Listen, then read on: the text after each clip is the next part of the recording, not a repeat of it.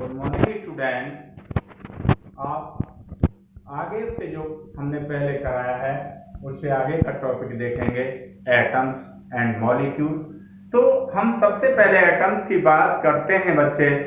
Atoms क्या है? यानी ये ऐसी चीजें हैं जो अक्सर करके बच्चे को कंफ्यूज करती रहती हैं।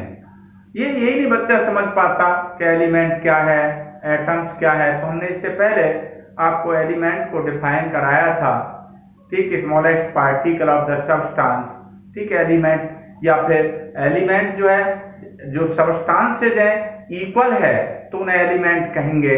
आगे हम इसी चीज को बढ़ाते हैं, पीछे का आपने देख लिया होगा। हम बात करते हैं एटम्स की। तो the smallest particle of the element which can exist, which may or may not be exist freely. तो smallest particle of atom, smallest particle है, स्मॉलेस्ट पार्टिकल है जो आपका फ्री रह भी सकता है और नहीं भी रह सकता है, फ्री और नॉन फ्री। जैसा नोट के अंदर डाला हुआ है, ये फ्री रह भी सकता है और नहीं भी रह सकता है। अब सवाल इस बात का उठता है कि यहाँ फिर ये डेफिनेशन आपको परेशान करती है।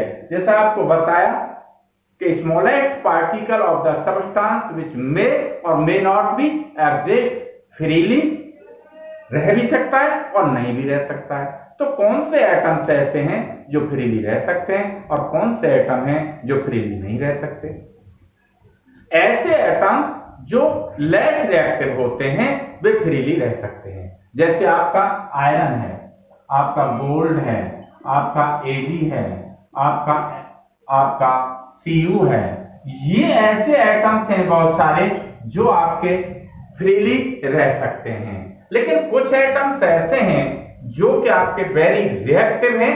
जैसे आपका H है, आपका O है, आपका N है, आपका Cl है, आपका Br है, आपका I है। ये वेरी रिएक्टिव रिएक्टिव एटम्स हैं। They can not exist free.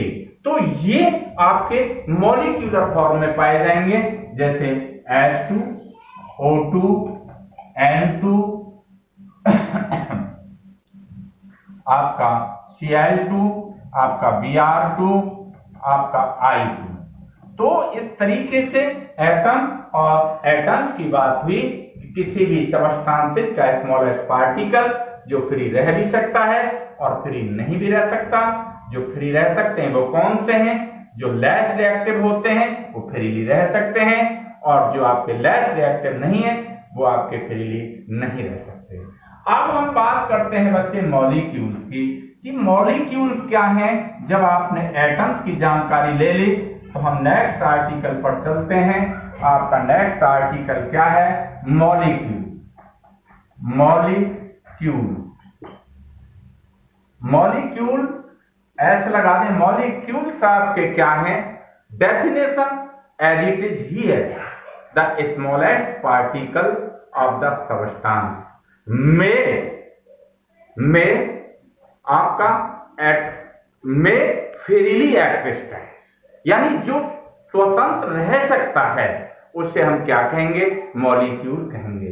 तो smallest particle of the element that may freely existence are called molecule। जैसे अब ये फ्री रहेगा ही रहेगा। अब इसको भी दो में, आपका element molecule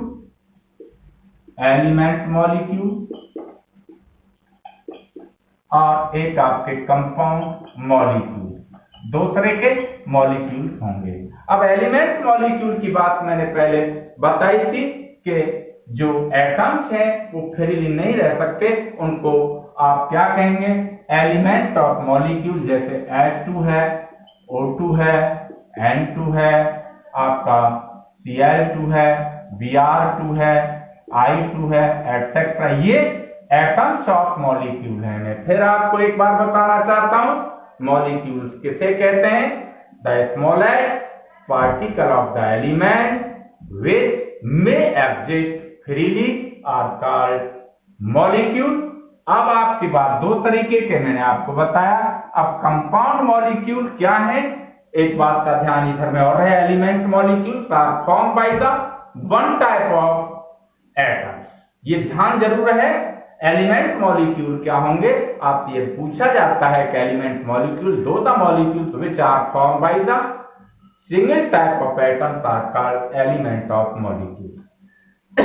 compound of molecule, दो the molecules which are formed by the more than one type of atoms are called compound molecules such as H2O, NH3, आपके बहुत सारे हैं, CO2, CO, कितने नहीं है, CH4, C2H6, यानी एक से अधिक टाइप के आपके एटम से मिलकर के बने हों वे कंपाउंड मॉलिक्यूल कहलाते हैं। तो ये आपकी समझ में बखूबी बच्चे आ गया होगा। हम आगे टॉपिक को बढ़ाते हैं। अब हम देखते हैं फिजिकल क्वांटिटी। ये मैं फिर कह रहा हूं आपसे, यदि ये चीज आपकी क्लियर नहीं हुई तो फिर आपके हमेशा एक ही बात दिमाग में रहेगी कि भाई ये क्या है, और सिलेबस आगे निकल जाता है, फिर आपको बड़ी दिक्कत आती है। Physical quantity, physical quantity, quantity, ये क्या कलेश है फिजिकल क्वांटिटी, आप किस चीज को कहेंगे फिजिकल क्वांटिटी। बच्चे आप एक बात का ध्यान रखें, आप सब्जी मंडी जाते हो, जब आप सब्जी मंडी जाते हो तो वहां से आप सब्जी खरीद के लाते हो, यानी वेजिटेबल खरीद के लाए। आप दूध वाले के यहां गए, वहां से दूध खरीद के लाए। क्या क्या चीज लाए, पहले आपने सब्जी खरीदी, दूसरी बार में आपने क्या खरीदा, दूध खरीदा, तीसरी चीज आप मार्केट गए, आप चीनी खरीद के लाए, आपने चीनी खरीदी।